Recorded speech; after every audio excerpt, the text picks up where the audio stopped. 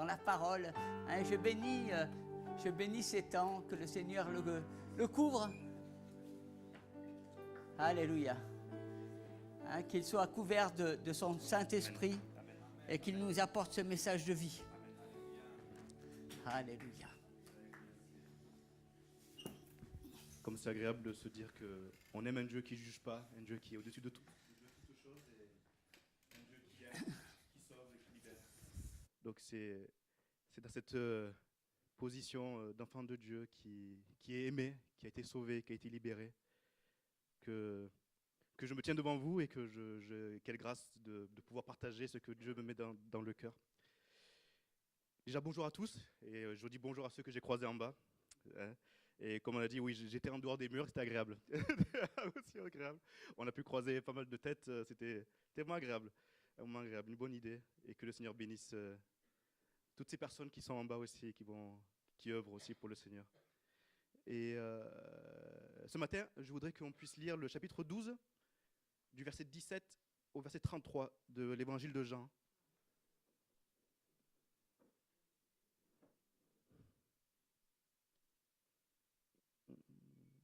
Donc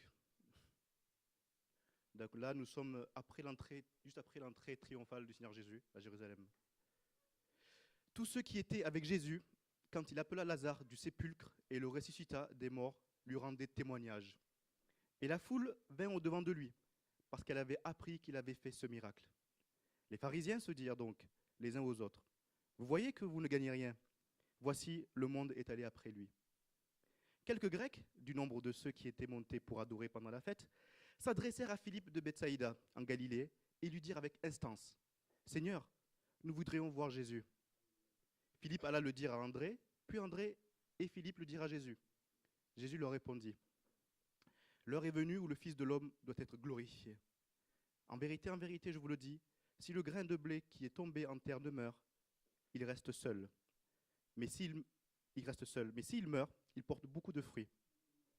Celui qui aime sa vie la perdra, et celui qui hait sa vie dans ce monde la conservera pour la vie éternelle. Si quelqu'un me sert, qu'il me suive, et là où je suis, là aussi sera mon serviteur.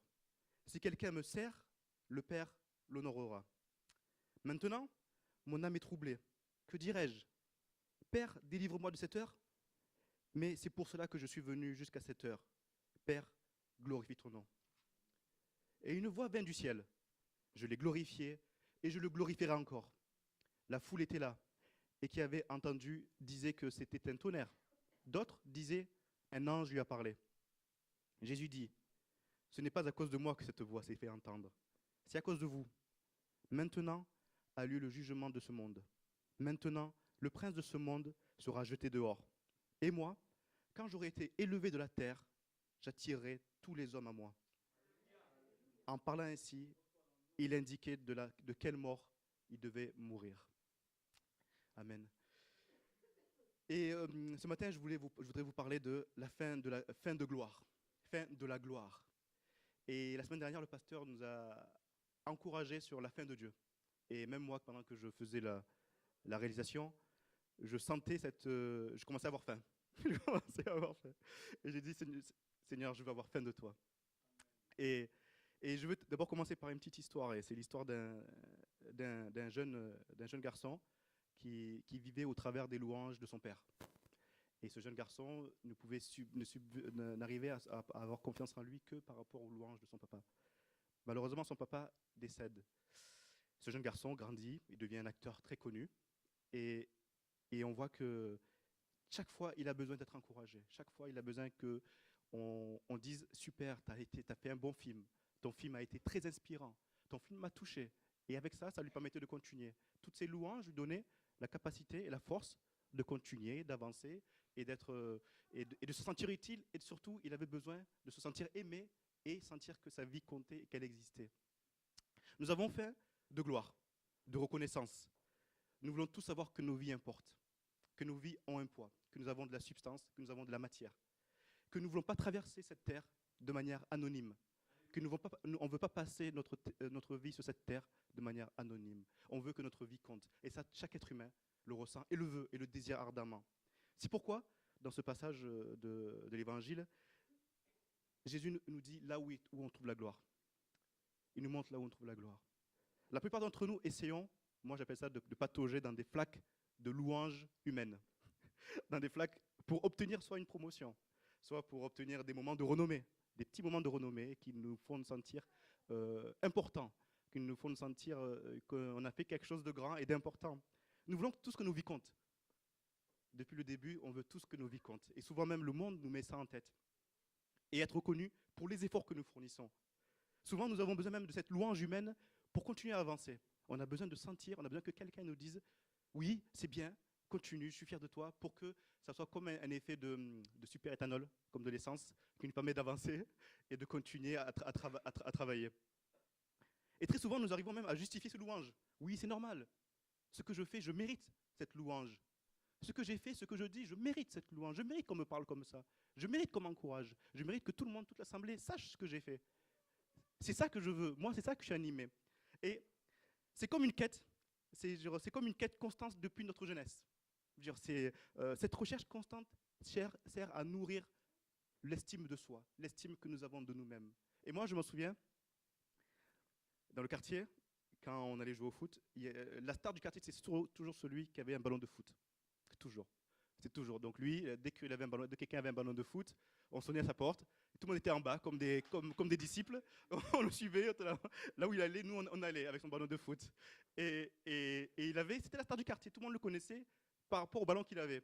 Jusqu'au jour où un autre jeune arrivait avec un ballon encore plus neuf et plus beau. Et on allait, et on suivait la personne qui avait ce ballon qui était encore plus beau, plus rond, plus... et moi, j'ai connu ça. Nous aussi, on a eu un ballon. Et c'est vrai que... Ah, Limon, tu viens? Oui, pourquoi? Oui.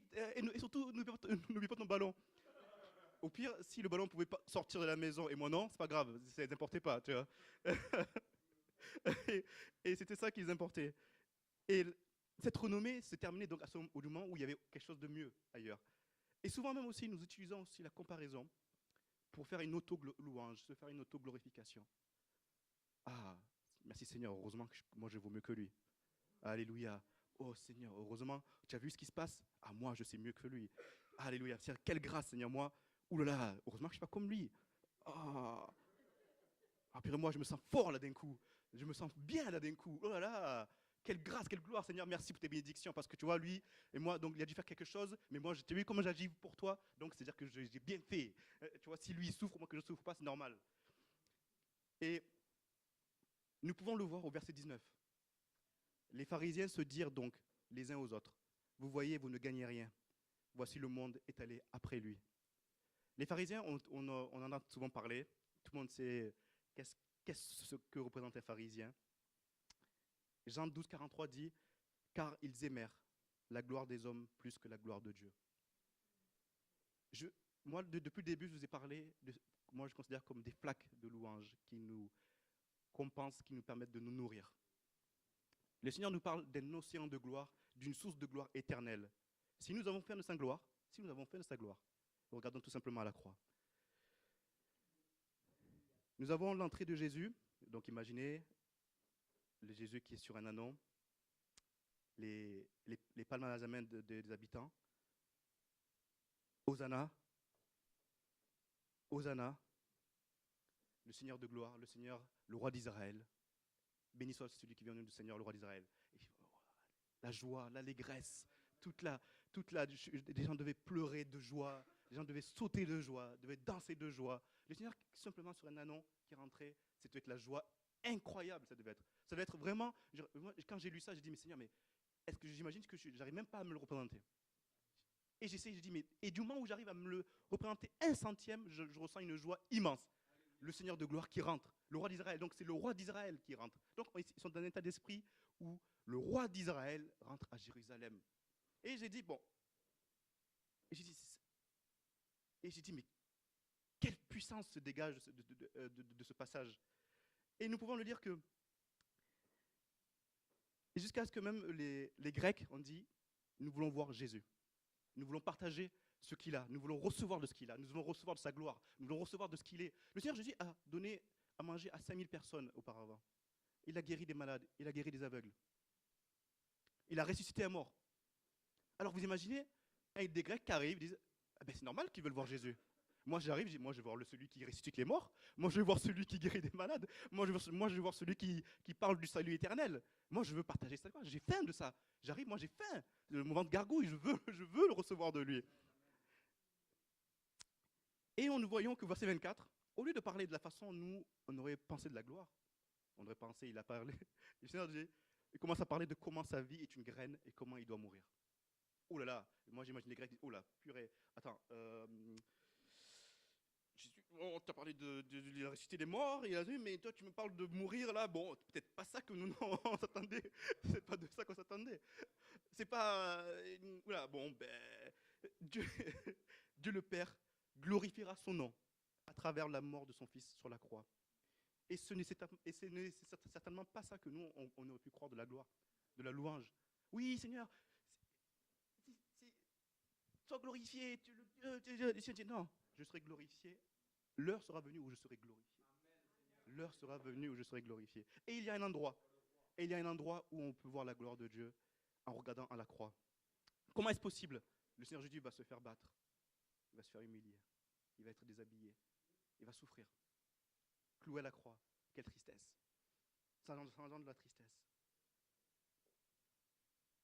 Et humainement, dans tout ça, il n'y a rien de glorieux. Humainement, dans tout ça, je pourrais faire le lire à tout le monde. Liez-moi, où est-ce qu'il y a quelque chose où est la gloire dans tout ça?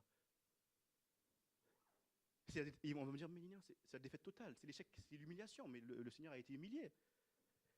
Mais, le verset 23, Jésus leur répondit, l'heure est venue où le Fils de l'homme doit être glorifié. Imaginez toute l'étendue des eaux, imaginez toutes les mers, imaginez tous les océans, imaginez tout ça réuni. Eh bien, tout ça ne tient pas la comparaison face à l'océan de gloire qui est manifesté en la personne de Jésus-Christ à la croix. Rien de tout ça ne tient la comparaison face à l'océan de gloire de Jésus sur la croix. Pourquoi? Parce que c'est seulement à la croix que nous voyons l'éclat et la beauté de la sainteté de Dieu et de son amour. La croix est le seul endroit où il se passe deux choses en même temps. La croix est le seul endroit où vous êtes parfaitement connu et parfaitement aimé. Le Seigneur Jésus n'est pas mort pour ses péchés, il est parfait. Il n'est pas mort pour ses péchés. Il est mort pour mes péchés, il est mort pour tes péchés. 1 Pierre, chapitre 2, verset 24 dit « Lui qui a porté lui-même nos péchés en son corps sur le bois, afin que, morts au péché, nous vivions pour la justice. Lui, par les meurtrissures duquel vous avez été guéris. » Tout de nous, tout ce qui nous sépare de la gloire de Dieu, de la présence de Dieu, a été cloué à la croix. Tout de nous.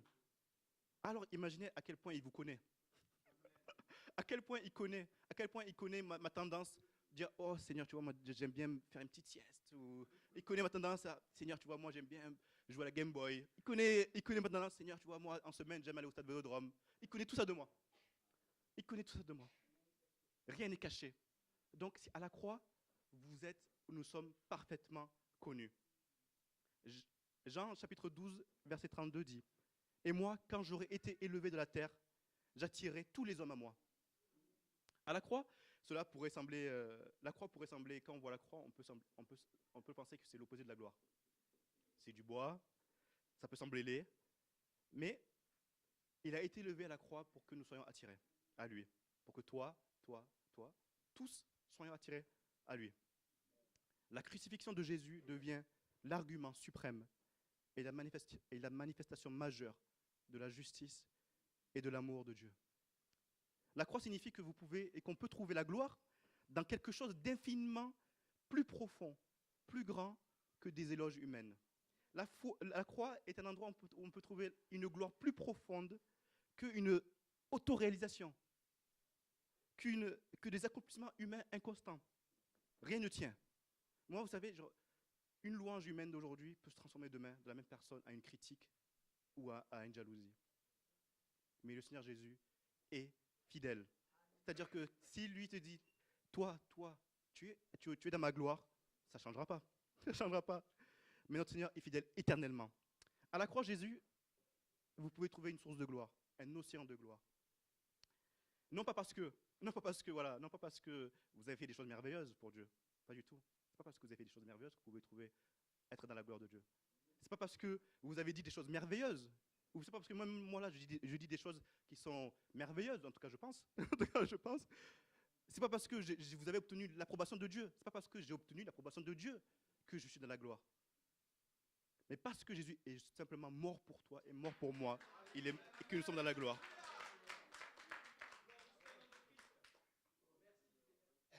Et remarquez comment au verset 32, le Seigneur Jésus dit « J'attirerai tous les hommes à moi ». Et moi, souvent, quand on faisait, je me rappelle, des expériences à la maison, vous voyez les petits copeaux métalliques, qu'on met, qu'on met au sol, par exemple, et on prend un aimant. Et partout où va l'aimant, les copeaux métalliques suivent l'aimant. Donc tu peux t'éloigner. Des fois même, je mettais le doigt entre l'aimant et les copeaux métalliques, mais le métal était quand même attiré. Des fois, je me dis, bah, je vais mettre une feuille entre l'aimant et le métal. Mais le métal était quand même attiré. Je dis au Seigneur, mais c'est pas possible ça. Je dis, et je dis, partout où le Seigneur est, moi je veux là où est le Seigneur. Il m'attire là où il est. Il m'attire là où il est. Si vous êtes chrétien, c'est parce que le Seigneur vous a attiré, simplement. Si vous êtes chrétien, c'est que le Seigneur vous a attiré. Alléluia. C'est qu'à un certain moment, il vous a attiré comme ces copeaux métalliques, que moi j'ai essayé un peu de gruger là, mais je n'ai pas réussi.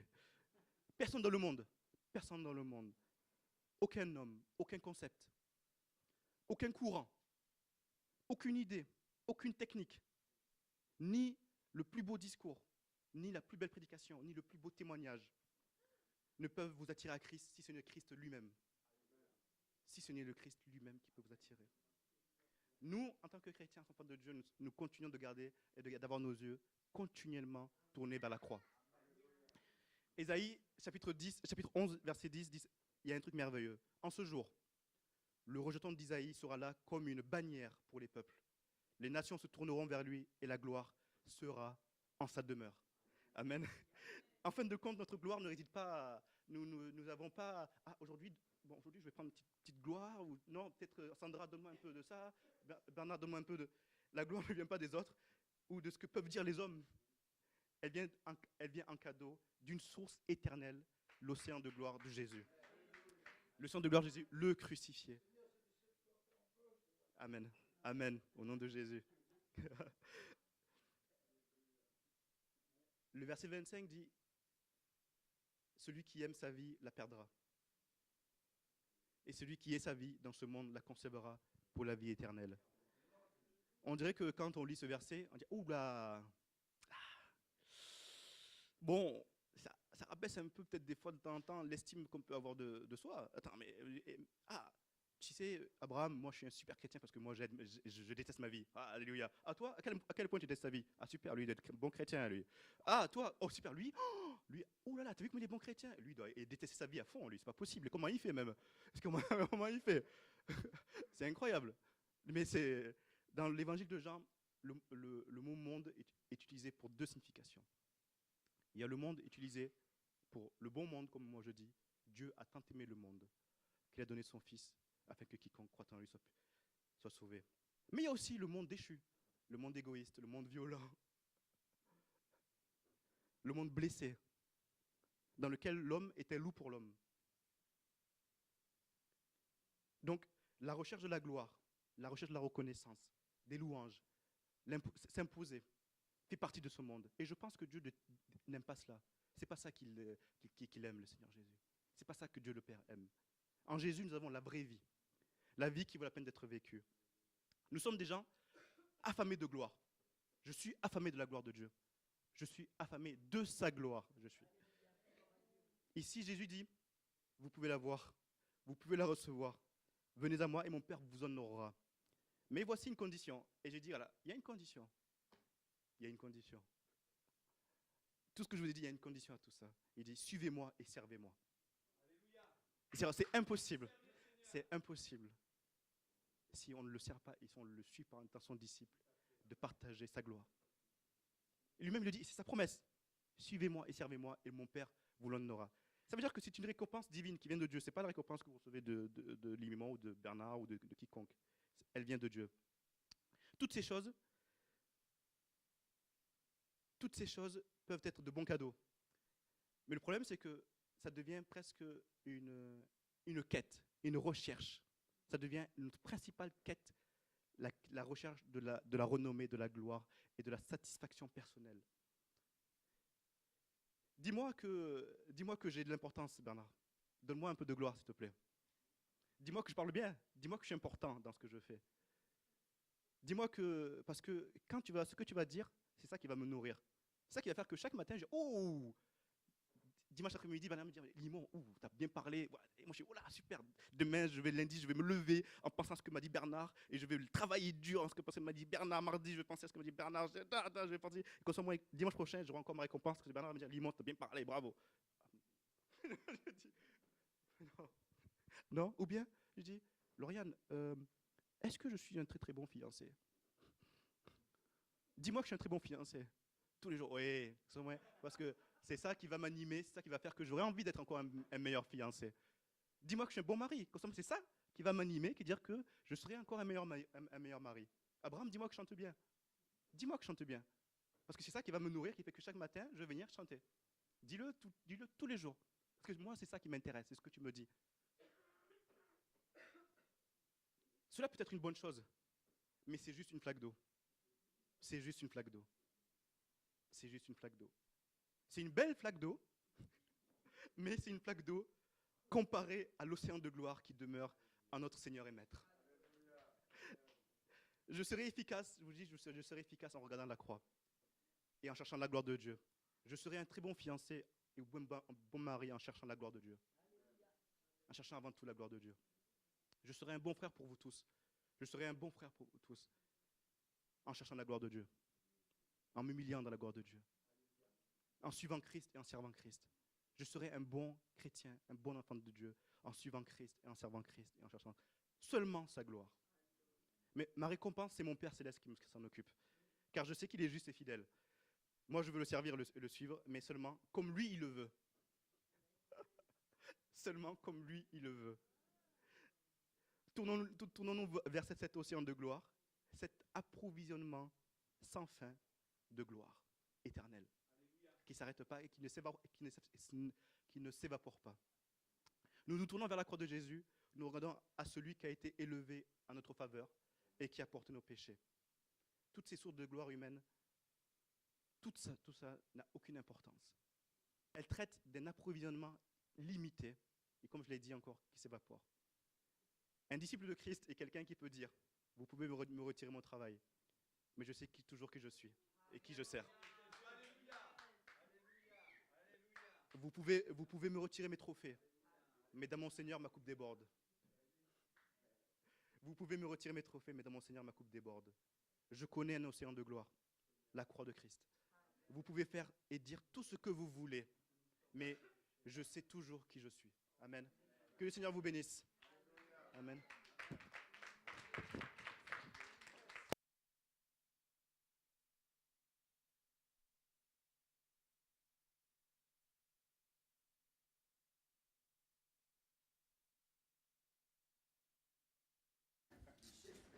C'est toujours des paroles merveilleuses. Parce que l'homme recherche tellement de choses, et on le voit beaucoup dans le milieu chrétien, où les hommes font un petit peu n'importe quoi pour chercher une gloire, pour remplir les églises, pour avoir la stratégie de Dieu.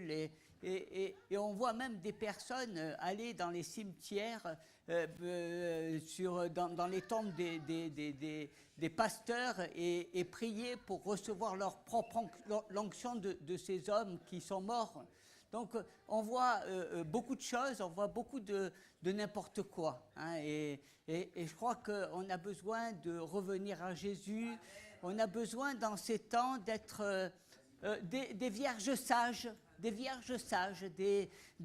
hommes et des femmes qui recherchons à Jésus, qui regardons à Jésus, qui n'avons pas peur de nous mettre à genoux afin que le Seigneur agisse puissamment et fasse de nous ses disciples. Ces hommes et ces femmes qui voulons marcher en nouveauté de vie, ces hommes et ces femmes qui voulons voir Jésus glorifié. Hein, c'est lui que nous voulons voir et je crois que on a besoin de prier pour que notre monde soit animé de cette sagesse de Dieu.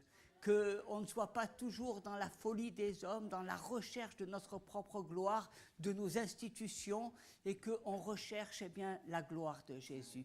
Et Jésus nous a tout donné, sa parole, il nous a donné son enseignement qui nous éclaire dans le chemin de la vie.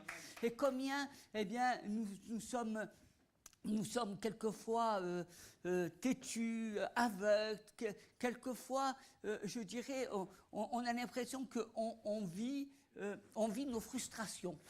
En fait, au travers de notre recherche, de vouloir, c'est nos frustrations qui ressortent, alors que nous devons être guéris de toutes ces frustrations, alors que nous devons mourir même à nous-mêmes, et que nous puissions être des hommes et des femmes nés de nouveau. Alors, tu peux te tourner vers ton frère et ta sœur et lui dire, tu es un élu de Dieu. J'aimerais que tu es un élu de Dieu. Alléluia. Alléluia. Tu es un élu de Dieu. Alléluia. Je crois que c'est formidable. C'est formidable. Pourquoi je vous dis ça? Parce que ce sont des choses vraies. Ce sont des choses, je ne suis pas là en train de te mettre une médaille, je ne suis pas là en train de te dire, je suis là en train de décrire ton identité, ce que tu es aux yeux de Dieu. Et ça, c'est important. Peut-être que tu ne le vois pas, peut-être que tu ne le sais pas, mais quand tu regardes à la croix et quand tu regardes à Jésus, sache que tu es son enfant, tu es un élu. Et quand on est un élu, ça nous donne d'avoir du zèle, ça nous donne de savoir qui nous sommes. Nous sommes des élus de Dieu, nous sommes des disciples, nous sommes des enfants, nous sommes des hommes et des femmes nés de nouveau. Et ça, c'est ce que nous sommes. Et je voudrais qu'on grandisse. Parce que le peuple de Dieu a besoin de grandir. Il a besoin de mourir. De mourir à lui-même, finalement. Il a besoin de voir les choses clairement. C'est vrai que quand on regarde, on voit tellement de gens qui vivent dans l'aveuglement, tellement dans leurs pensées. Alors, vous savez, on vit dans un monde où on dit qu'aujourd'hui, le monde est à notre portée, on peut, au travers de Facebook, des réseaux sociaux, on peut avoir accès à tout, mais il n'en demeure pas moins que c'est un temps où les gens sont encore plus seuls qu'avant. Ils sont bien dans le désœuvrement. Et je dirais qu'on a l'impression qu'au lieu de chercher le dialogue, au lieu de chercher de comprendre l'autre, d'être au service des autres, on vit dans notre monde. On vit avec... Vous savez, quand vous voyez les gens qui vont faire un match de football, ils ont un casque, et puis ils sont concentrés, ils pensent qu'à ça. Et puis ils vont. J'ai l'impression que les chrétiens, ils ont toujours un masque. Là, ils ont un casque sur la tête, ils pensent qu'ils ont toujours raison. Il n'y a que... Tu parles toujours, ça m'intéresse, mais ça ne change pas mes idées. Parle, tu as raison. Finalement, j'ai l'impression qu'il y a autant de chrétiens que de Dieu. Et j'ai l'impression que chacun vit dans ses confusions et dans son monde. On a l'impression que finalement, vous savez, il y a une publicité où il y a un bonhomme qui va dans une banque et puis à un moment donné, il se retrouve devant le banquier et il se met à chanter. Et il lui dit, mais pourquoi vous chantez? Il dit, parce que tu ne me comprends pas. Quelque part, on est un petit peu dans cet état d'esprit où finalement, quand on parle à notre enfant de Dieu, il est là et puis c'est comme si il ne nous comprenait pas. Parce que lui, il est tellement dans ses pensées, il est tellement dans ses raisons, il est tellement dans ses jugements, que finalement, on a l'impression qu'on n'a pas la même Bible, qu'on n'a pas les mêmes Écritures. Et c'est terrible parce qu'on vit dans un monologue. On vit dans nos pensées en pensant que nous avons raison ou que l'autre a tort. C'est de la même manière quand vous avez un enfant, quand vous lui prenez son téléphone ou que son téléphone portable ne marche plus, il est frustré. il peut plus avoir accès à ses réseaux d'amis, il peut plus, il peut plus savoir ce qui se passe dans le monde, hein, et finalement il est frustré. Et les parents, ils sont là et ils disent, mais je ne comprends pas, mes enfants, nous, dans notre temps, on n'avait pas de téléphone, on n'avait pas ceci, on n'avait pas cela, et finalement, on vivait très bien. Et on voit des gens frustrés. Les parents sont frustrés parce qu'ils ne sont plus des pères, des mères, et puis les enfants sont frustrés parce qu'ils disent, mes parents ne me comprennent pas. Un monde, finalement, où les gens peuvent vivre ensemble, des couples qui se voient tous les jours, qui partagent le même lit et qui, quelquefois, quand ils vont dans des restaurants, sont l'un avec un téléphone, l'autre avec le téléphone, et on a l'impression qu'ils n'ont plus rien à se dire. Une vie où chacun fait son chemin, hein, où chacun pense avoir raison, et finalement, on a l'impression qu'ils sont dans leur monde, ils sont là, hein, ils sont là. Au lieu de regarder à la croix, au lieu de regarder au tout accompli, au lieu de regarder à ce message d'amour où le ciel entier s'est ouvert et nous a envoyé son Fils afin que Dieu communique avec les hommes. Et où nous puissions chacun parler à Dieu. Et je voudrais vous parler ce matin de ces monologues, de ce que nous vivons, souvent de ces malaises que nous ressentons dans notre société et dans les églises, dans la vie chrétienne, chez les chrétiens. Parce que vous savez, on est dans une société où on donne notre avis sur tout. Quand on va dans un restaurant, ce qu'on fait, c'est qu'on note le restaurant, s'il est bon. Tu lui mettrais quelle note? 14, 12, 10 hein, je ne sais pas. On critique tout. On critique les médias, on critique ceux qui nous dirigent. On n'est jamais d'accord sur tout. Et puis, on a une manière de tout régler. Hein, il faut qu'on mette des règles de partout. On a l'impression que si on ne met pas des règles, ça ne marchera pas. Hein, donc, vraiment, ça c'est ce qu'on est dans notre tête. Et quand on regarde à la parole, on voit qu'on vit dans cette tour. Hein, dans cette tour, dans la tête, il y a toujours des choses qui trottent comme ça. Hein, qui sont là. J'ai fait ça la semaine dernière, puis je vais faire ça, et puis qu'est-ce que je pense de ce verset, puis le message du pasteur, il a été bon, j'ai préféré celui de la semaine d'avant, etc. On est dans ces notions où on juge, on compare, on est là, on fait notre petite salade, notre monde, personne, c'est nous, hein, c'est notre bulle, et je voudrais vous encourager ce matin à dialoguer, à parler. Parce que l'Église, c'est des frères et des sœurs qui ouvrent leur cœur. C'est des frères et des sœurs qui ne sont peut-être pas d'accord avec vous, mais qui ont le mérite, et vous devez avoir le désir de pouvoir les écouter, d'essayer de comprendre ce qui se passe dans leur tête. Finalement, on n'écoute plus.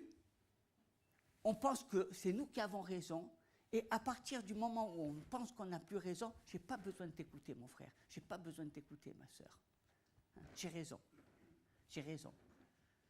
Hein, et vous savez ce que ça fait? Ça fait des gens qui ne sont plus enseignables.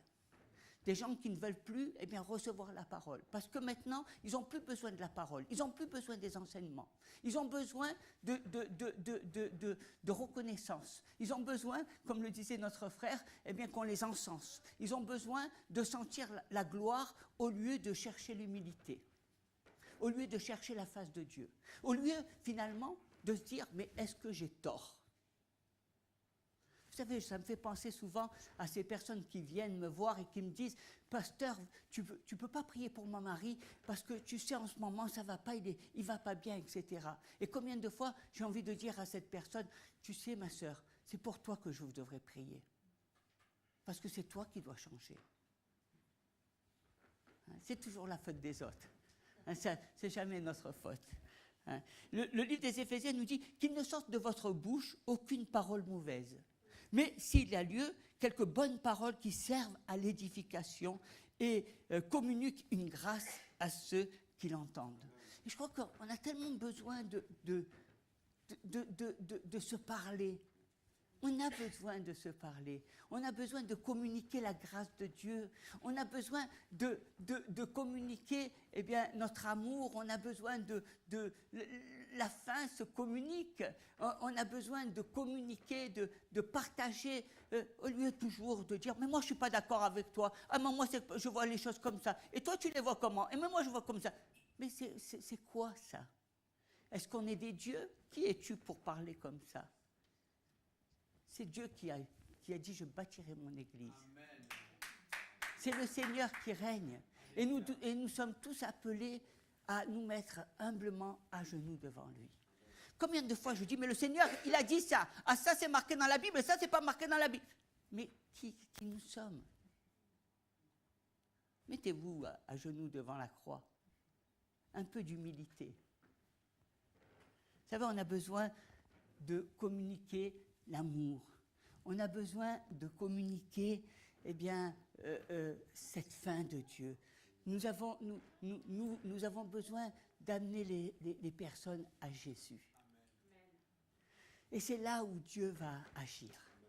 C'est là où le Seigneur nous transforme. C'est au travers de sa parole que des fois, vous savez, une parole, ça change nos vies. Hein? Et quand on est dans son monologue, quand on est dans ses pensées, finalement, qu'est-ce qu'on fait? On ne me comprend pas. Ma femme ne me comprend pas. Hein? Mon banquier ne me comprend pas. Alors je chante et je m'isole. Finalement, le monde qu'on se crée est un isoloir. Hein? On se met dans un isolement total parce que finalement, je ne suis pas compris. Donc si je ne comprends pas, je ne vais pas chercher des problèmes, je n'ai pas envie de me disputer tous les jours, je n'ai pas envie de partager, je m'isole. Mais est-ce que c'est la volonté de Dieu de s'isoler? Hein? Est-ce que c'est ce que Dieu attend? Moi, je crois que, mes bien-aimés, vous savez, c'est formidable d'avoir la croix, parce que la croix, c'est là où le Seigneur nous lave de tout péché. Et vous savez, je vais vous dire une bonne chose, nous sommes des pécheurs. Et nous avons besoin de nous approcher de la croix, et chaque jour nous dire, Seigneur, je pêche. J'ai besoin que tu me purifies. J'ai besoin que ton esprit descende sur moi. J'ai besoin que tu laves mes pensées. J'ai besoin que tu me donnes de ne pas avoir une trop haute opinion de moi-même. C'est la croix, nous amène à ne pas à sortir de notre isolement, de ce qu'on pense pour regarder à Jésus. Et Jésus, c'est un message d'amour. C'est un message avec des bras qui sont ouverts. Hein, et je crois que c'est ça qui est terrible. Parce que souvent, quand on parle avec un enfant de Dieu, et que, on a l'impression qu'il est dans son monde, on ne peut rien lui dire. Si on lui dit quelque chose, il ne comprend pas, c'est pas ça. De toute façon, tu peux parler pendant 20 ans, ça rentre dans une oreille et ça sort de l'autre. C'est pas ça la vie. Parce que nous avons besoin de sortir de nous-mêmes, de nos frustrations, de tout ce qui nous a fait mal. Moi, je dis souvent, vous savez, les chrétiens, ils ont besoin de beaucoup de guérison. Oui, ça paraît paradoxal, mais oui, ils ont besoin de beaucoup de... Parce qu'ils vivent beaucoup de frustration. Qu'est-ce que c'est que vouloir rechercher la gloire? C'est une frustration. Qu'est-ce que c'est que rechercher les honneurs? C'est une frustration. C'est parce que c'est des gens qui ne sont pas bien dans leur peau. Alors ils recherchent. Ils recherchent quelque chose. Quand tu es bien dans ta peau, quand tu es bien dans ton esprit, tu n'as pas besoin. Alléluia. Mais les frustrations, amènent à rechercher beaucoup de reconnaissance. Mais si tu es bien dans ton cœur et que tu es épanoui et que tu as plus de joie à donner qu'à recevoir. Hein? Et je crois que on est rentré dans ce monde. Et nous avons besoin de sortir de cela. de sortir de ces monologues, de sortir de toutes ces frustrations, de tout ce qui fait qu'on s'est créé des pensées, on s'est créé des jugements, on s'est créé une manière de voir les choses, on s'est créé, on a tout mis dans des boîtes. Hein? Et ça nous rassure, parce qu'au moins on se dit, j'ai la vérité. Mais la vérité, elle se trouve dans la parole de Dieu. Et c'est malheureux parce que beaucoup ne regardent pas la parole de Dieu. Et puis, quand ils étudient la parole de Dieu, ils l'interprètent à leur façon. Je dis que ce qui m'intéresse, parce que le reste, ça ne m'intéresse pas, ce n'est pas pour moi. Mais non, la parole de Dieu, je dois la prendre dans son intégralité. Et la première personne à qui Dieu parle, ce n'est pas à mon frère, c'est à moi. Alléluia. C'est moi. Parce que mon frère, c'est mon frère, mais Dieu me parle à moi. Et vous savez, souvent, on se donne de belles raisons. Je vais prier pour toi, je vais prier pour l'autre, je. Vous avez remarqué, on est toujours dans le je. Hein? Les gens, ils ne se mettent pas dans leur chambre et ils prient. Tu sais, le Seigneur, il dit, quand tu fais le jeûne, ne va pas dire aux gens que tu es mal rasé, que c'est... Non, dis rentre dans ta chambre et prie. Les gens, ils n'ont pas besoin de savoir pour qui tu pries. Si tu devais dire à toutes les personnes que tu pries, je prie pour toi. Moi, je suis mieux que toi. Dieu m'écoute et ne t'écoute pas, toi. Hein? Non. Dieu vous écoute. Et au contraire, vous devez, au lieu de penser, quand une personne vous dit, je vais prier pour toi, dites-lui, tu sais, avant que je prie pour toi, j'aimerais que tu pries toi pour toi. Parce que ce n'est pas une béquille que je vais te donner. Je veux te donner de t'approcher de Jésus. Je veux que tu saches, eh bien, que tu aies une expérience personnelle avec Jésus. Parce que sinon, ça sert à quoi? Être des chrétiens qui se glorifient d'avoir prié et de montrer Jésus dans tous les sens. Moi, ce que je veux, c'est qu'ils donnent leur cœur à Jésus, hein, qu'ils passent par les eaux du baptême, qui, quand ils vont, eh bien, quand le dimanche arrive, ils vont dans une église pour entendre le message de la parole de Dieu. Pas des gens qui croient en un Dieu universel, un Dieu qui fait tout et rien, un Dieu qui les arrange.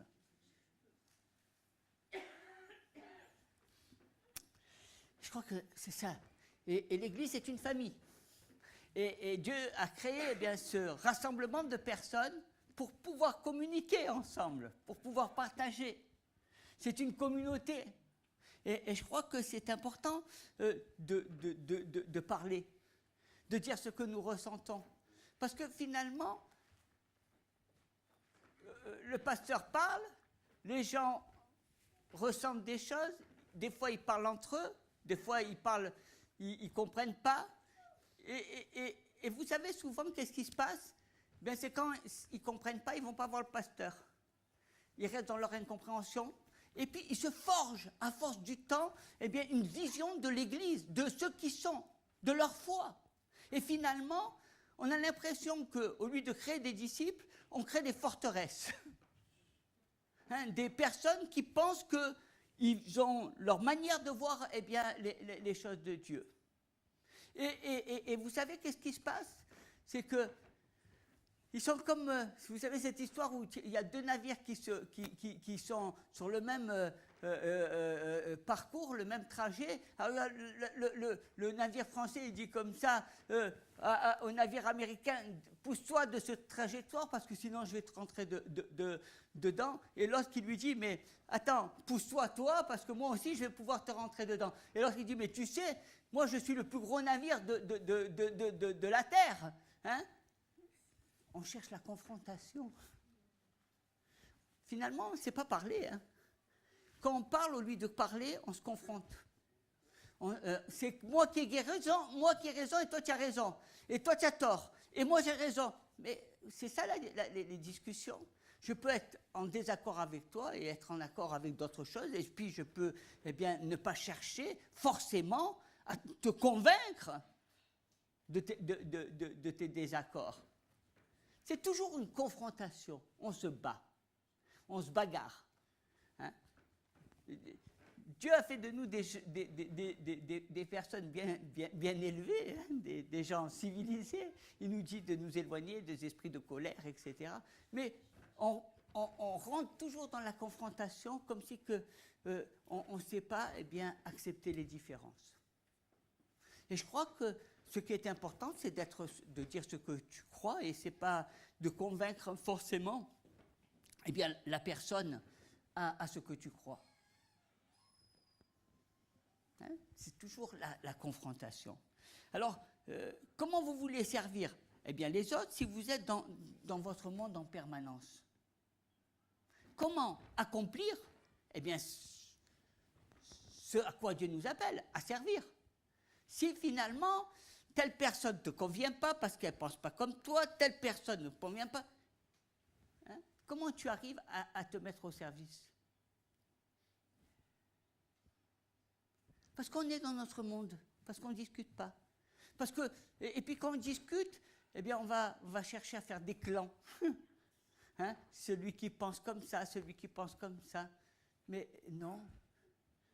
Le Seigneur, lui, il nous aime, et le Seigneur veut qu'il nous éclaire par sa parole. C'est fou comme les gens, ils parlent de Dieu, ils parlent de leurs convictions. C'est fou, parce que quand tu les entends parler, on a l'impression qu'ils ont raison, mais quand tu leur parles, tu leur montres les versets bibliques, et c'est fou les chrétiens qui ne lisent pas la Bible, ou alors qui interprètent les paroles à leur manière. Comme si que Dieu avait dit ça, mais il parle il nous donne un langage de vérité, et nous, on va déformer la parole. Mais tu sais, ça veut dire ça, qu'on fait du marchandage. On n'essaie pas je sais pas moi, c'est Dieu qui te parle. Quand Dieu parle, il dit les choses vraies, il faut que tu te mettes à genoux et que tu obéisses. Quand il a dit à Abraham, tu vas quitter ton pays, tu vas aller à tel endroit, il a quitté, il a obéi. Il n'a pas discuté. Il n'a pas dit, ouais, mais non, nous on interprète, on fait la Bible à notre manière. C'est fou les gens comme en ce moment, ils ont leur façon de voir les choses. Des fois je me dis, mais est-ce que j'ai la même Bible? Est-ce que j'ai le même Seigneur? Je trouve qu'on vit dans un état de confusion. Et finalement, au lieu de chercher la vérité, et la vérité elle se trouve où? Dans l'enseignement. Mon peuple périt faute de connaissance. Elle va où la vérité? Dans le dialogue, dans le fait de pouvoir parler, communiquer avec d'autres personnes. Parce que notre isolement, finalement, ne nous apporte rien. Notre isolement nous donne une pseudo-conviction, mais ne nous donne pas de marcher dans le chemin de la vérité. Le livre des Proverbes dit « Celui qui répond avant d'avoir écouté fait un acte de folie et s'attire la confusion. » Finalement, on voit bien qu'on ne sait pas écouter. On entend toujours ce qu'on dit nous, mais on n'écoute pas l'autre. Vous n'avez pas remarqué?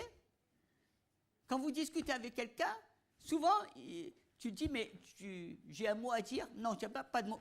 C'est moi qui parle. C'est comme ça, comme ça, comme ça, comme ça. On ne sait pas entendre. Mais si on ne sait pas entendre une personne, comment on peut entendre Dieu? On a besoin de savoir écouter, parce que c'est en entendant les autres qu'on comprend la parole de Dieu, qu'on se met au service. Il faut entendre. Il faut être à l'écoute. Et je crois que souvent, on se retrouve dans cette situation, qui nous, je dirais, qui nous obstrue. Dans le livre de l'Exode, au chapitre 33, verset 11, l'Éternel parlait avec Moïse face à face comme un homme parle à son ami. Puis Moïse retournait au camp, mais son jeune serviteur Josué, fils de Nun, ne sortait pas du milieu de la tente. Voilà. Hein? Comme un homme parle à son ami. Ce matin, on a dit dans la louange, je veux dire tu à Dieu. Et c'est vrai que nous, c'est un langage. Hein, vous savez que nous, c'est tu, le tutoiement. Mais quand vous avez, en anglais, bien le tu, c'est je te dis tu, mais je te respecte. Nous, on a l'impression que le tu est familier. Mais non. Le tu, on peut dire tu à Dieu, tu es mon Dieu, et respecter Dieu. Et c'est ce que nous faisons et ce que nous avons fait ce matin. Tu es mon Dieu et je te respecte parce que je sais que tu es Dieu. Mais tu es proche de moi. C'est que je veux écouter. J'ai envie d'entendre. J'ai envie parce que tu es mon... je porte une part de toi. Dans le tu, il y a quelque chose qui est de lui, qui est en moi. Et c'est tellement important. Vous savez, l'Éternel parlait à Moïse face à face. Et comme un homme parle à son ami. On a plus tendance à parler à des chrétiens, à d'autres frères, à des ceci, à savoir, quelle est ta théorie, sœur? Et toi, ta théorie, sœur? Et quelle est ta théorie, toi? Comment tu vois les choses de Dieu, là? Et toi, ta théorie, là? Dis-moi un petit peu, raconte-moi un petit peu. Et ta stratégie à toi? Et comment tu vois, toi? Hein? Et toi, tu n'es pas d'accord sur ça, mais tu es d'accord sur ça, et tu peux...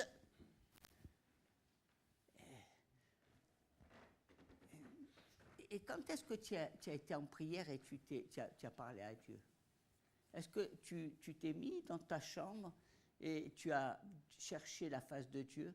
Est-ce que tu as écouté Dieu? Parce que souvent, quand tu parles plus que tu écoutes. Tu vas donner des ordres à Dieu alors que Dieu te demande de te mettre à genoux et d'écouter. Ah. Ouais, finalement, il y a beaucoup de beaux parleurs, mais il y a peu de Jacques. Et pourtant, l'Église, elle a besoin de Jacques, pas des beaux parleurs. Elle a besoin des gens qui se mettent à genoux, des gens qui écoutent Dieu, des gens qui cherchent la face de Dieu, des gens qui se mettent... Et c'est ça la véritable... c'est ce qui s'est passé dans la chambre, dans la chambre haute. Dans la chambre haute, ils ont vécu une expérience formidable, parce qu'ils n'ont pas cherché... il y en avait qui étaient peut-être découragés, qui disaient, mais moi, je vais retrouver ma vie passée, je vais redevenir pécheur, et l'autre, moi, c'est ma truc, et l'autre, c'est comme ça, et l'autre, c'est comme... Ne mélangeons pas le monde, l'esprit du monde, avec l'esprit de Dieu. Le Seigneur nous a séparés du monde. Pourquoi toujours on veut être? Nous, on voudrait que Jésus, le remette dans le monde et qu'il plaise au monde. Soyons séparés. Parce que Jésus, il est venu pour plaire au Père. Il est venu pour nous montrer le chemin. Et même si la voie, devient étroite, sachons, marcher dans cette voie. Et ne cherchons pas toujours la voie large. Oui, vous savez, aujourd'hui, on fait beaucoup les églises, les associations, les clubs. Finalement, on ne sait plus s'il y a église ou club. On ne sait plus c'est quoi. Hein? Moi, je ne sais pas, une église, c'est un lieu où on sent la présence de Dieu. Moi, une église, c'est où on reçoit, où on se met ensemble et on prie. Moi, une église, c'est là où on reçoit la parole, l'enseignement de la parole de Dieu. Là où on peut partager, là où on peut se réjouir des merveilles de Dieu. Là où on peut pleurer aussi, parce que, des fois, on est dans des situations qui nous dépassent et où on a besoin que des frères et des sœurs prient pour nous, pour que nous puissions sortir. Vous savez, moi, c'est des chrétiens qui ont besoin de prière. Ce n'est pas ceux qui sont dans le monde, c'est les chrétiens qui ont besoin de prière. La prière, c'est vous qui avez besoin. C'est moi qui ai besoin de prière. On cherche toujours à prier pour les gens du monde, mais on ne prie jamais pour soi. Alors que Dieu nous invite à nous à prier pour nous. J'ai besoin, Seigneur, d'être obéissant. J'ai besoin, Seigneur, d'humilité. J'ai besoin, Seigneur, je prie pour toutes ces choses-là. Je veux, Seigneur, marcher. Tu vois, c'est difficile, j'ai des combats. Il y a des situations où telle personne est condamnée par la médecine et on a besoin de soutenir ces personnes qui sont là afin que Dieu agisse et qu'il se glorifie au travers des guérisons. Mais ça, c'est de la compassion. La compassion, c'est quelque chose... Vous savez, on a plus de la compassion avec les gens de l'extérieur qu'avec nos propres frères et sœurs. Hein? Quand il s'agit de l'extérieur, on fait acte d'évangélisation. Quand c'est à l'intérieur, bof. Des fois, c'est bien fait ce qui y arrive, hein, parce qu'on récolte que ce qu'on sème. Non. Non, non, non. Hein, dans la maison de Dieu, eh bien, c'est là où on doit se mettre à genoux. Pour prier pour que l'armée de Dieu soit forte, pour que eh bien, les enfants de Dieu grandissent, pour que le Seigneur lève des leaders, pour qu'il y ait cette puissance qui se manifeste. Parce que si les enfants de Dieu sont raplapla, eh bien Dieu, on ne pourra pas aller loin. On a besoin. Hein. Je dirais que c'est tellement important. Il y a toute une histoire dans le livre de Jean, chapitre 4, et c'est cette femme, cette Samaritaine. Hein, vous savez, cette Samaritaine, il est dit alors qu'il quitta la Judée, retourna en Galilée, et comme il fallait qu'il passât par la Samarie, il arriva dans une ville de Samarie nommée Sichar, près du camp que Jacob avait donné à Joseph, son fils. Là se trouvait le puits de Jacob. Jésus, fatigué du voyage, était assis au bord du puits. C'était environ la 6e heure. Une femme de Samarie vint puiser de l'eau. Jésus lui dit « Donne-moi à boire », car ses disciples étaient allés à la ville pour acheter des vivres. La femme samaritaine lui dit « Comment toi, qui es juif, me demandes-tu à boire, à moi qui suis une femme samaritaine ?» Et les Juifs, en effet, n'ont pas de relation avec les Samaritains. Jésus lui répondit, si tu connais le don de Dieu qui est celui qui te dit, donne-moi à boire, tu lui aurais toi-même demandé à boire et il t'aurait donné de l'eau vive. Seigneur, lui dit la femme, tu n'as rien pour puiser et le puits est profond. D'où aurais-tu donc cette eau vive ? Es-tu plus grand que notre père Jacob qui nous a donné ce puits et qui en a bu lui-même, ainsi que ses fils et ses troupeaux ? Jésus lui répondit, quiconque boit de cette eau aura encore soif. Mais celui qui boira de l'eau que je lui donnerai n'aura jamais soif. Et l'eau que je lui donnerai deviendra en lui une source d'eau qui jaillira jusque dans la vie éternelle. La femme lui dit, Seigneur, donne-moi cette eau, afin que je n'ai plus soif et que je ne vienne plus puiser ici. Va, lui dit Jésus, appelle ton mari et viens ici. La femme répondit, je n'ai point de mari. Jésus lui dit, tu as eu raison de dire je n'ai point de mari, car tu en as eu 5 de maris, et celui que tu as maintenant n'est pas ton mari. Et en cela tu as dit vrai. Seigneur, lui dit la femme, je vois que tu es prophète. Et je crois que, vous voyez, au départ on a l'impression qu'on a un discours de sourd. On a l'impression que chacun est dans son monde. Hein. On a l'impression que chacun vit ses principes, ses règles, son monologue. Et puis on voit que quand ces personnes commencent à se parler, hein, quand le dialogue apporte des réponses. Le dialogue, le fait de parler, eh bien, nous permet de voir, d'échanger, de comprendre eh bien, nos pensées. Et puis, ça nous permet de sortir, parce que l'isolement eh bien, ne nous apporte rien, mais de sortir de cet isolement, de sortir finalement de toutes ces idées qu'on s'est fabriquées. Moi, je parle de nous, hein. Je ne parle pas des gens du monde. Les gens du monde, c'est facile. On peut toujours les regarder, ils ont plein de fabriques. Mais je parle des enfants de Dieu. On se fabrique un tas de choses et finalement, on est tellement convaincus dans notre tour qu'on ne va jamais à la source, à l'échange. Parce que dans l'échange, il y a quelque chose de très fort. Dans le fait de partager, il y a quelque chose de très fort. C'est pas... Je ne veux pas dire, moi j'ai raison, toi tu as tort. Je veux échanger. Je veux avoir un discours de grand, pas d'enfant, pas un discours de sourd, mais je veux avoir un échange constructif. Amen. Être constructif. Parce que c'est important d'être constructif. C'est important de savoir qu'est-ce qui t'anime et de pouvoir eh bien, te dire ce qui m'anime. Sinon, on est dans des discours de sourds. Un il va dire, mais c'est la chair. L'autre, il va dire, c'est ceci. L'autre, il va dire, c'est cela. Finalement, je crois qu'on en perd notre langage. Parce que, à force de voir, on ne sait plus. On se dit, mais c'est vrai. Alors, heureusement, hein, je vous le dis, heureusement qu'on a notre refuge, le Seigneur Jésus. Parce que, au moins lui, on sait qu'il a la vérité. Parce que lui, au moins, on sait que, eh bien, il va nous comprendre. On sait que, mais encore faut-il se mettre aux pieds de Jésus. Encore faut-il être Marie. Parce qu'il y a tellement de gens qui sont des Marthes que finalement, où sont les maris? Les maris qui sont à la croix et qui écoutent et qui reçoivent. Être enseignable, docile. Non, mais moi, j'ai vécu ça. Moi, c'est comme ça que ça se passe. Mon enseignement est comme si. Mais parlons de Jésus, quoi. Hein? Parlons. Je ne suis pas là pour parler de tes traditions, je ne suis pas là pour te dire ce que tu as vécu. Je suis là, ce n'est pas ton histoire qui m'intéresse, c'est l'histoire de Jésus. Parce que si c'était ton histoire, je te demanderais d'aller prendre sa place à la croix.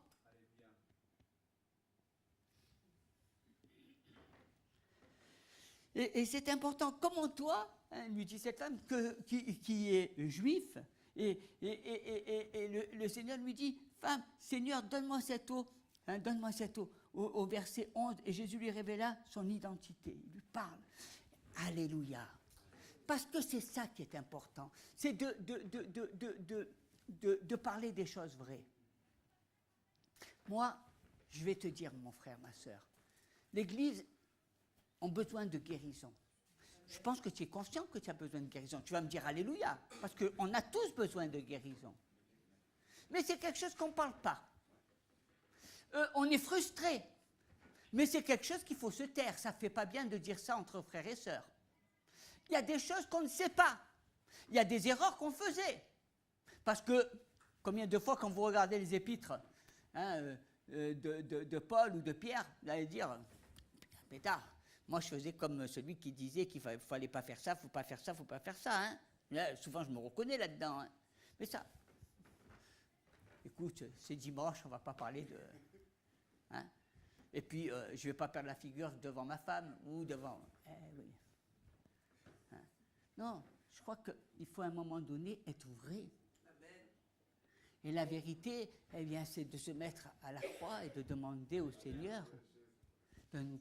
Oh, comment tu peux vivre comment tu peux dire quelque chose de mal alors que tu vis dans le compromis? C'est pas possible.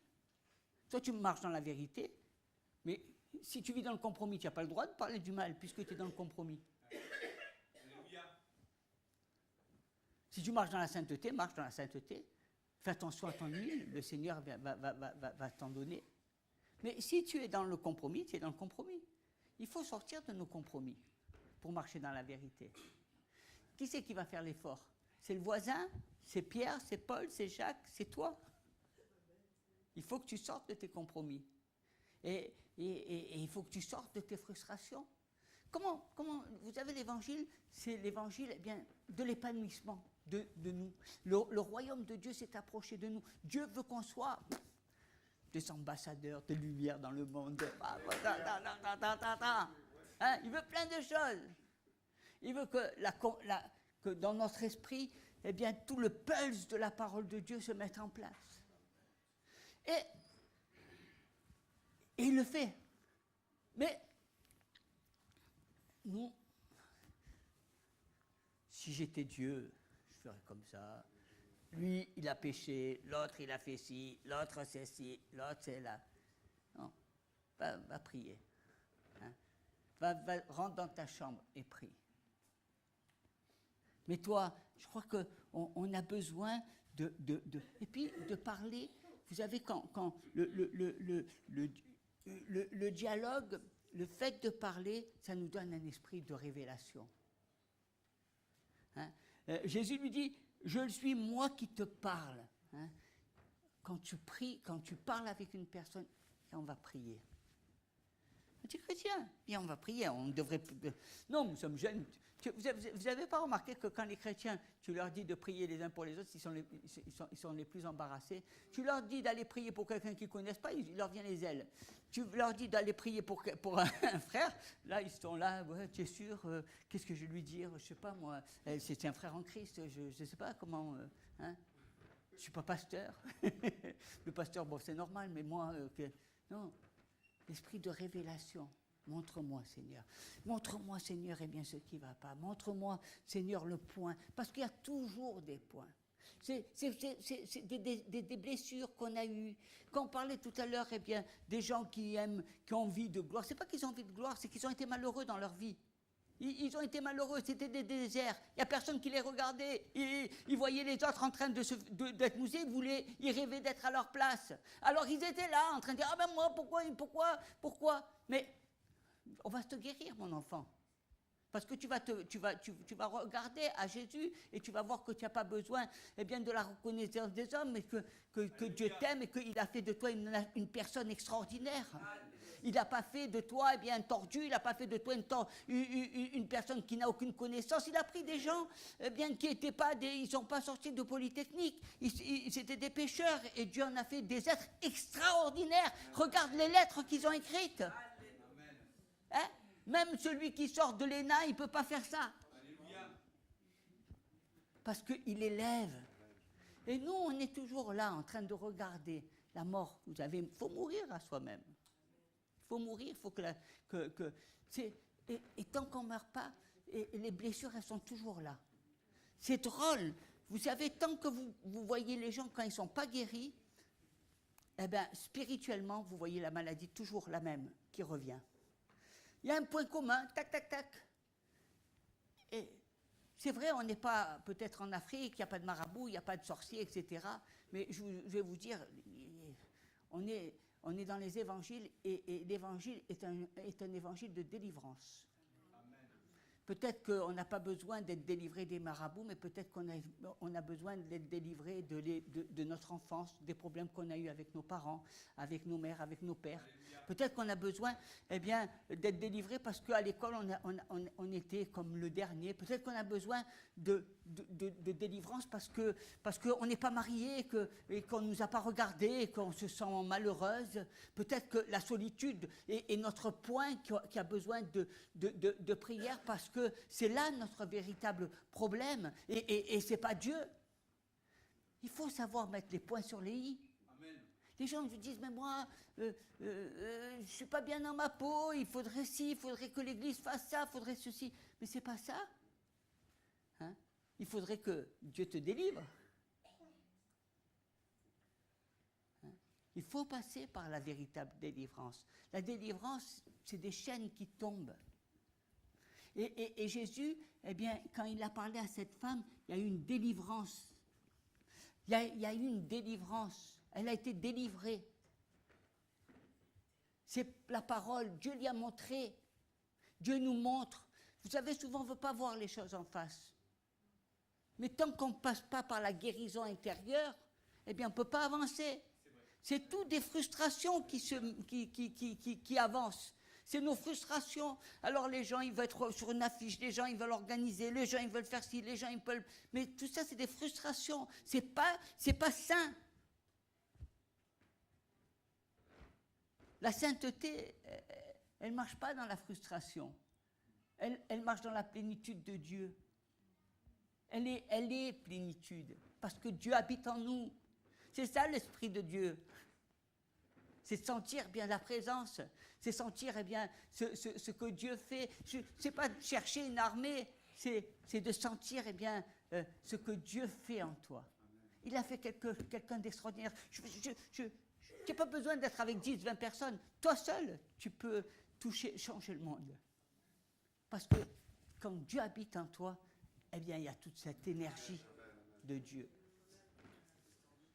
Nous, c'est stratégie. Sortons de nos stratégies. Cherchons la face de Dieu. Cherchons la révélation de l'Esprit de Dieu. C'est la révélation. Regardez dans l'Ancien Testament. Les gars, ils avaient le pouvoir, ils étaient au royaume. Et quand il y avait quelque chose, ils disaient, attends, on va demander conseil à Nathan, on va aller voir le prophète untel, on va... Où c'est tout ça? Hein? Quand est-ce que nous vivrons l'esprit de l'Église apostolique, avec des apôtres, avec des docteurs, quand est-ce qu'on vivra ça? Des enseignants, quand est-ce que chacun tire la ficelle à soi? Hein? Quand? Alléluia. Et puis, le dialogue, vous savez, ça apporte la restauration, ça restaure. qu'est-ce que finalement, c'est vrai, si je ne suis pas d'accord avec toi, qu'on n'a rien, bon, j'ai pas envie de te parler parce que finalement, je sais que ça ne sert à rien, puisque toi, tu crois ça et que moi, je crois ça. Donc, on est obligé de vivre ensemble, puisqu'on appartient à la même église. Mais bon, on vit, hein, on se fait des compliments, on se dit comment, qu'est-ce que tu as fait à manger, voilà, on vit des vies parallèles. Mais oui, mais est-ce que la révélation, la parole, eh bien, nous restaure. On a besoin de parler des choses eh bien, où nous sommes en désaccord. On a besoin d'être restaurés. Ce n'est pas un conflit, moi, que je cherche. Je ne cherche pas des batailles, je ne cherche pas à te dire que c'est toi qui as raison et l'autre, il a tort. Je cherche simplement à ce que nos relations soient saines. Comment tu veux changer le monde ou la face du monde si toi-même, eh bien, tu es dans la confusion? Ça ne marche pas. Ça ne marche pas. On a besoin de retrouver cette identité. Ce que tu fais peut-être avec quelqu'un que tu ne connais pas, c'est beaucoup plus facile. Tu sais, quand tu ne connais pas la personne, tu vas lui parler. Et là, tu vas prier et tu vas chercher l'esprit parce que tu ne la connais pas. Mais quand tu connais la personne, tu ne fais plus rien. Parce que tout à l'heure, notre frère disait, eh bien, est-ce que je suis un bon mari? Si tu peux l'être si tu aimes ta femme et si tu parles avec ta femme. Parce que si tu ne parles plus avec ta femme, tu peux vivre avec ta femme, mais tu n'es pas un bon mari. C'est la parole qui nous unit. Hein? Si on fait des vies parallèles, ben oui, on peut vivre des vies parallèles. Il y en a plein qui sont mariés, qui vivent des vies parallèles. Et ils sont dans le même lit, mais ils ne se parlent plus. Hein? C'est pas ça que Dieu veut. Et dans les églises, c'est la même chose. Nous devons sortir de toutes nos conceptions, de tout ce qui... Et je dirais nous enrichir, hein, et nous restaurer. Parce que ça restaure. Ça restaure. Vous savez quelque chose, quand le Fils il est revenu au Père, le Père il a fait une fête, ça restaure. Hein? On a besoin... L'Église... Quand je dis l'Église, ce sont les hommes qui composent, hein, les femmes qui composent, c'est les membres, c'est le corps de Christ, ce n'est pas le bâtiment. On a besoin de restauration. Et je crois que l'Église a besoin, le corps a besoin d'être restauré.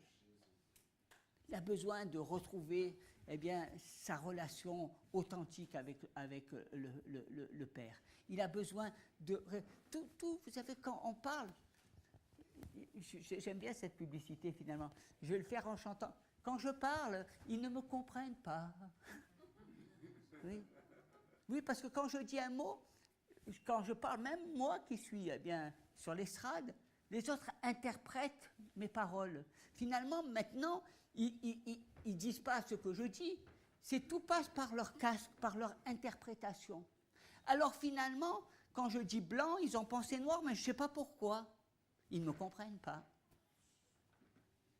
Parce qu'ils se sont forgés une telle tour sur leur tête, dans leur esprit, que quoi que tu leur dises, ils vont le mettre dans leur salade, ils vont le mettre avec leurs ingrédients, dans leur moulinex. Mais ils ne me comprennent pas. Ce n'est pas ce que je voulais dire. C'est ça qui est terrible. Hein, et je crois que l'Église a besoin, eh bien, le corps a besoin de revenir à l'enseignement. La parole de Dieu. Amen. La parole qui nous éclaire. La parole. Sortir de tout ce que je crois, je pense. Hein. Sortir de tous ces aveuglements pour revenir aux choses saines. La vérité est la vérité. Et la vérité vous affranchira. Il n'y a pas de Bible. Il n'y a pas 2 manières, 3 manières, 4 manières de concevoir l'Église. Il n'y a pas 36 000 manières. Vous savez, les gens, l'Église, eh bien, vous avez des personnes comme Paul, ils allaient dans les synagogues et ils prêchaient. Ils apportaient la parole. Il y avait des groupes de maisons, ils se réunissaient et ils priaient. Amen. Il n'y a pas de conception. Est-ce qu'on vous a dit que... Moi, j'ai entendu Paul, il a dit comme ça que... Il avait fait une réunion où il y avait... aujourd'hui, à 20h, il annonce une réunion de bridge. Mes frères. Non, oui. Non, mais c'est marqué, oui. Ou alors, peut-être, salon de coiffure. À 20h. On cherche 36 000 manières de... Mais cherchons à présenter la Bible. C'est des clubs, c'est quoi? C'est des compétitions, c'est quoi l'Église de Jésus? Hein? Voyage touristique, allons en Camargue, mes frères. Oui, si tu veux dire, on va passer une journée ensemble pour parler, avoir des relations de cœur, mais parlons vrai. Quand on va en Camargue, au lieu de parler de nos différences, au lieu de parler de cœur à cœur, on va, surtout, il ne faut pas parler de la vérité, on va parler, il fait beau, oui, il fait beau, ah, il fait très beau, ah oui, il fait très beau. C'est pas ça. Parlons de ce qui nous anime, de Jésus. Hein? C'est lui qui est au centre de notre relation. C'est lui qui doit être bien glorifié. Et je crois qu'on a besoin de revenir aux choses vraies. On a besoin, de plus... Quand on parle et on dit, il faut que ton frère soit plus grand que toi, qu'on le mette en pratique. Mettons en pratique. Mettons en pratique la parole de Dieu. On va s'incliner dans la prière. Et Seigneur, merci parce que tu veux sortir ton Église et tes enfants de ce monologue qu'ils ont en permanence, de ce casque qu'ils se sont mis de chrétiens, ce casque qui est sur leur tête, pour revenir, Seigneur, à la parole, pour revenir à l'enseignement, pour revenir, Seigneur, à vouloir entendre et être des enfants dociles, des enfants enseignables, parce que finalement, leur monologue fait qu'ils ne sont plus enseignables. Chacun pense être Dieu. Nous ne voulons pas des dieux, nous voulons un seul Dieu. Nous ne voulons pas devenir un Dieu, nous voulons être des disciples de Jésus. Nous voulons vivre le pardon de nos péchés. Nous voulons vivre la grâce de Dieu jour après jour. Nous voulons que le Fils nous révèle le Père afin que nous puissions marcher dans ses voies et devenir des enfants de lumière. Seigneur, que la lumière soit en nous et que la lumière chasse les ténèbres autour de nous. Seigneur, nous te demandons que ton esprit soit sur chacun de nous afin de marcher et d'entendre, Seigneur, que nos oreilles entendent ta parole et que ta parole produise du fruit. Au nom de Jésus. Amen. Amen. Alléluia.